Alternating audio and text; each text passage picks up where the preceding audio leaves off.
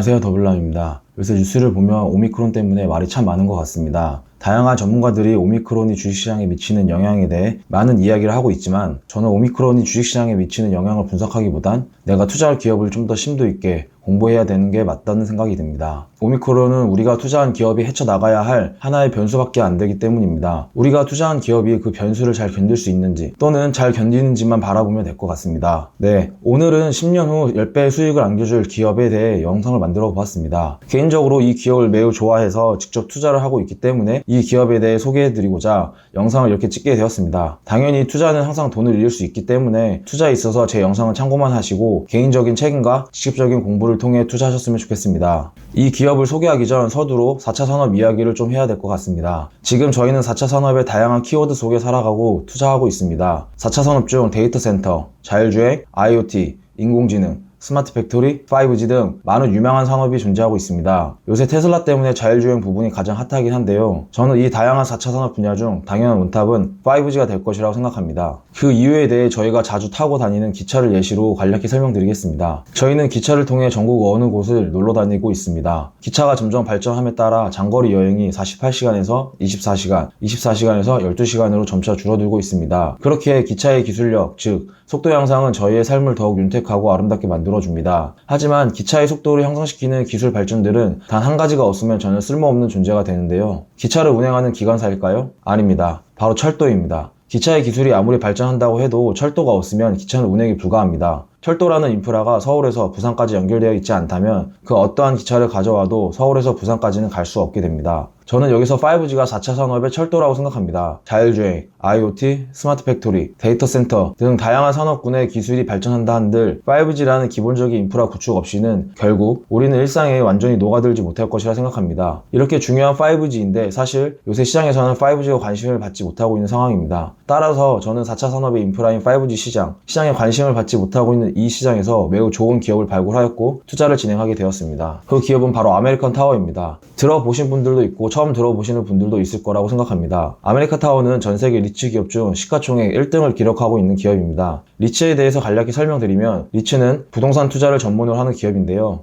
즉 임대나 부동산 차익을 통해 돈을 버는 기업입니다. 하지만 아메리칸 타워는 단순히 부동산 임대뿐만 아닌 기술력을 같이 팔고 있는 기업입니다. 아메리칸 타워의 비즈니스 모델에 대해 설명드리겠습니다. 앞서 말씀드린 대로 통신타워를 임대하는 기업입니다. 왼쪽을 보시면 저게 통신타워인데요. 통신타워를 설치하고 고객사의 통신기기를 설치해준과 동시에 통신기기에 대한 관리 또한 진행을 하면서 임대료를 받고 있습니다. 아메리칸 타워의 고객사는 다양하지만 그중 대표 3사 기업은 버라이즌, AT&T, 그리고 작년에 합병한 T모바일과 스프린트가 있습니다. 우리나라로 보면 미국의 LG, SK, KT, 3사 통신사라고 보시면 됩니다. 매출 비중으로 보면 T모바일이 19%, AT&T가 17%, 버라이즌이 12% 정도이며 그 외 고객사들이 52%를 차지하고 있습니다.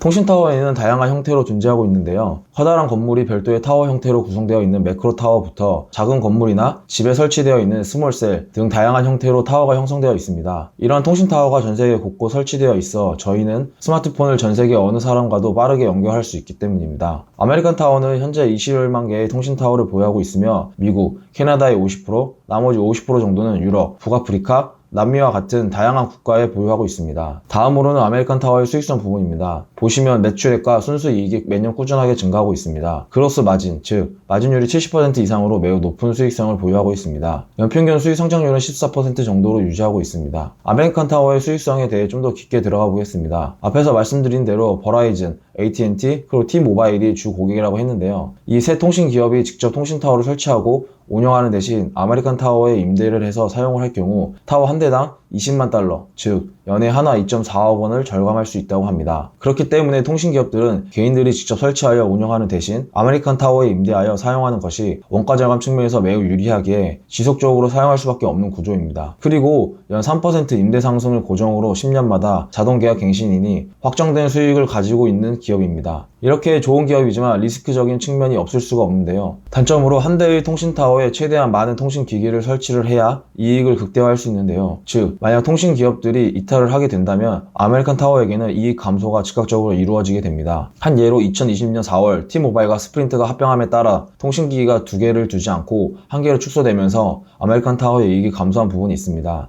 하지만 아메리칸 타워는 다양한 고객사들을 추가로 유치를 하면서 전체 매출액은 오히려 상승하였지만 앞으로도 이러한 리스크를 저희는 항상 감시해야 된다고 생각합니다. 보시면 다음 표는 통신타워 마진율인데요. 한 통신타워의 고객사 한 기업일 경우 마진율은 40%이지만 두 기업일 경우 74%, 세 기업일 경우 83%로 더욱 높아지는 구조입니다. 그렇기에 저희는 이 기업의 마진율을 항상 주시해야 됩니다. 마진율의 기준을 70% 이상으로 보시고 그 기준으로 얼마만큼 상승하느냐 또는 얼마만큼 하락하느냐에 따라 이 기업의 수익성에 문제점을 쉽게 바라볼 수 있게 됩니다. 반드시 그로스 마진을 체크하셨으면 좋겠습니다. 다음으로 성장성 부분입니다. 이렇게 꾸준하고 안정적인 수익성을 가진 이 기업은 과연 다음을 도약하고 있는지, 즉 앞으로 성장성은 얼마나 기대되는지 한번 살펴보겠습니다. 아메리칸 타워의 성장성의 핵심은 라스트 마일이라는 시스템입니다. 저희가 현재 사용하고 있는 4G의 파장 길이가 커서 넓은 간격으로 통신타워를 설치하여도 통신타워 간의 연결이 가능했습니다. 하지만 5G로 갈수록 파장의 길이가 짧아짐에 따라 현재 통신타워에서는 통신 간의 연결이 불가합니다. 그래서 통신 간의 연결을 도와줄 라스트 마일이라는 스몰셀이 필요하게 됩니다. 5G, 6G로 갈수록, 즉 통신 속도가 증가하면 증가할수록 통신 간의 거리가 짧아지게 되는데요. 실제로 5G가 잘 작동하기 위해서는 4G 대비 통신타워 수가 1.6배나 필요하게 됩니다. 5G로 감에 따라서 더 많은 통신타워를 원하는 고객사는 더 많은 통신타워를 임대하고자 하게 될 것이니 이것은 바로 아메리칸 타워 사업에 매우 큰 성장성을 일으키게 됩니다. 5G 산업 보고서를 보시면 현재 2021년 통신타워의 보급이 미약하지만 2025년에는 5G가 50% 정도의 점유율을 예상하고 있으며 미국 기준 예상 데이터 트래픽 성장은 매년 28%의 성장률을 예상하고 있습니다. 하지만 여기서 고려해야 될 사항이 하나 있습니다. 데이터 트래픽이 매년 28%씩 성장하고 있지만 기가바이트당 판매 가격은 매년 18%씩 감소하고 있음을 고려하셔야 합니다. 아메리칸 타워는 통신타워를 임대하는 기업이기에 기가바이트당 판매 가격 인하가 주는 영향은 없지만 고객의 이익의 감소는 추후 아메리칸 타워 임대료 상승에 영향을 미칠 수 있는 부분이니 참고 바랍니다. 그럼 과연 아메리칸 타워는 5G 시장에서 잘할 수 있을까요? 아메리칸 타워는 1998년도에 설립되어 4년간의 2G 시장, 4년간의 3G 시장, 그리고 9년간의 4G 시장에서 지속적으로 수익을 nem과 동시에 시장을 주도하고 있습니다. 지난 23년간 잘해온 아메리칸 타워는 앞으로 30년간 5G 시장에서 잘해낼 것이라 생각합니다. 그럼 과연 아메리칸 타워의 성장성은 라스트 마일 하나일까요? 아닙니다. 아메리칸 타워는 라스트 마일 외에도 또 하나의 커다란 성장을 준비하고 있습니다. 보시면 왼쪽에 코어 네트워크라는 부분이 있습니다. 여기서 코어 네트워크라는 부분은 아메리칸 타워가 라스트 마일을 훨씬 넘을 성장성을 준비하고 있는데요. 이것을 이야기하기 전 한 가지 인수합병 이야기를 서두로 진행해 보겠습니다. 최근 2021년 11월 15일 아메리칸 타워는 코어 사이트라는 데이터 센터를 인수하게 됩니다. 이 코어 사이트라는 기업은 에퀴닉스, 디지털 리얼리티, 사이러스원이라는 기업 다음으로 미국에서 4위 데이터 센터입니다. 주요 산업은 네트워크나 클라우드를 관리함으로써 수익을 내고 있으며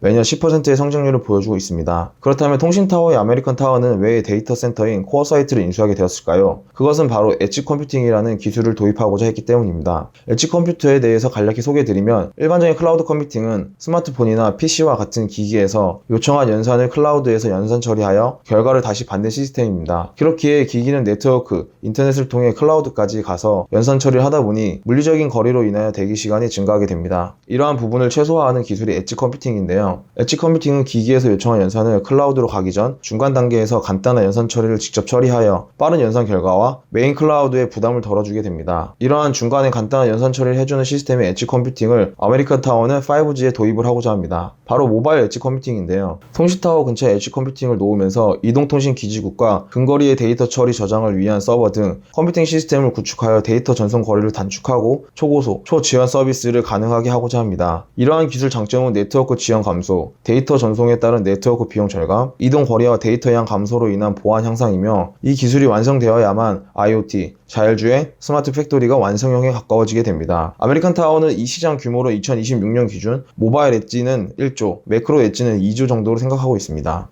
지금까지 통신타워 2026년 시장을 선점할 라스트 마일 엣지 컴퓨팅에 대해서 이야기해 드렸습니다. 그런데 아메리칸 타워는 2026년이 아닌 2030년을 바라보고 있는 것 같습니다. 바로 오픈랜이라는 기술인데요. 오픈랜은 무선 기지국 연결에 필요한 인터페이스와 기지국 운영체제를 개방형 표준으로 구축하고 있는 기술입니다. 여기서 운영체제를 개방형 표준으로 한다는 말이 매우 중요한데요. 오픈랜을 쉽게 설명드리면 컴퓨터는 소프트웨어, 즉 운영체제와 하드웨어가 있습니다. 이때 소프트웨어 중 윈도우는 사용하지 않고 리눅스만 사용하겠다고 표준화를 진행하는 겁니다. 이렇게 소프트웨어 단일 표준으로 가져가게 되면 모든 하드웨어와 호환이 가능해지는데요. 아메리칸 타워는 추후에 동일 운영체제를 사용하는 소프트웨어, 즉 오픈랜을 통해 원하는 고객사의 하드웨어 제품을 사용할 수 있게 구축하고 임대하고자 합니다. 오픈랜은 아직 초기 단계라서 명확한 시장 규모가 나와 있진 않지만 아메리칸 타워의 성장에 대한 열망과 미래에 대한 발전은 앞으로도 지추가 주목됩니다. 아메리칸타워는 코어 사이트와 인수합병을 통해 4차 산업 핵심 기업으로 성장하고자 할 것이며 저는 이 행보에 같이 하고 싶습니다. 저는 현재 아메리칸타워를 매수한 상태이며 제 주식 비중의 10% 정도를 투자하고 있습니다. 이번 1부에 대해서는 아메리칸타워에 대해 설명드렸습니다. 비즈니스 모델, 수익성, 성장성에 대해서 설명드렸는데 아메리칸타워의 안정성과 리스크 부분, 그리고 가치평가와 절대평가, 배당률 부분은 2부에서 이어서 설명드리도록 하겠습니다. 이상 더블람이었습니다.